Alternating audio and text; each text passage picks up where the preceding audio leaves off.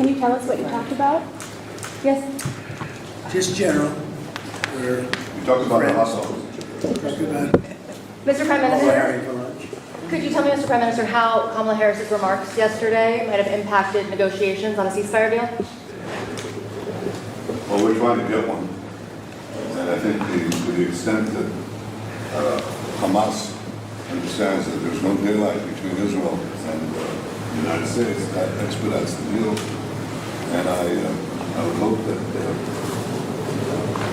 those comments don't change that. Mr. President, do you have any reaction to Kamala Harris's remarks yesterday?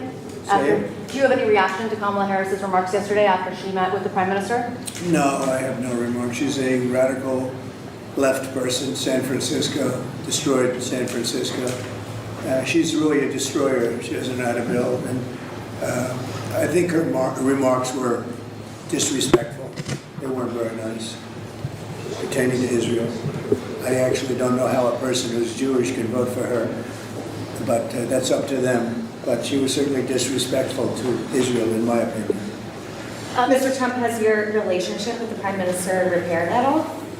It was never bad. I would say it was always good. No president has done what I've done for Israel, and we've always had a very good relationship. And if I didn't, I have a secret weapon. You know what it is? Sarah. She's sitting right over there. I have Sarah. As long as I have Sarah, that's all that matters. Do you feel like after this trip, Mr. Prime Minister, we're any closer to a ceasefire deal? I hope so, but I think time will tell. We're certainly eager to have one. And we're working on it. Are you sending teams to Rome? Sorry? Are you sending teams to Rome to continue those negotiations? Actually, the team probably going to be. Can you tell us the status of the hostage negotiations? I think there's been some movement because of the military pressure that we exerted. I hope that there'll be sufficient movement to get the deal completed. It's a very tough situation, the hostages. They have to be given back immediately because there can be no way that they're in good shape. They're obviously not being treated properly. And you hope that they're okay, but there are a lot of hostages, I'm sure, that will not be okay. And that's just not an acceptable situation. Did you guys talk about what your working relationship would look like if you were reelected in November? We don't have to. We've had a good relationship. I was very good to Israel, better than any president's ever been.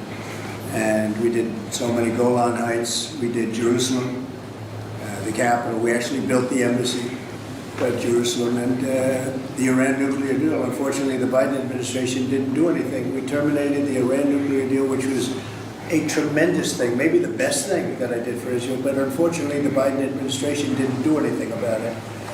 We could have had a deal 1 week after the election. We would have had a deal with Iran, and everybody would have been happy. Yeah, but they didn't do anything with it. We had all the cards.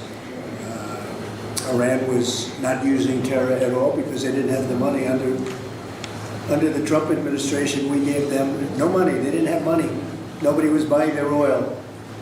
And now they're a rich country. So it's too bad. But we would have had a deal with Iran, and it would have been a good deal for everybody, including Iran. Would have been a good deal, but it would have saved the Middle East. The Biden administration, now she's taken over, and she's worse than him. She's actually worse than him. So we'll see how it goes. But if it all works out, if we win, it'll be very simple. It's all going to work out and very quickly. If we don't, you're going to end up with major wars in the Middle East and maybe a third world war.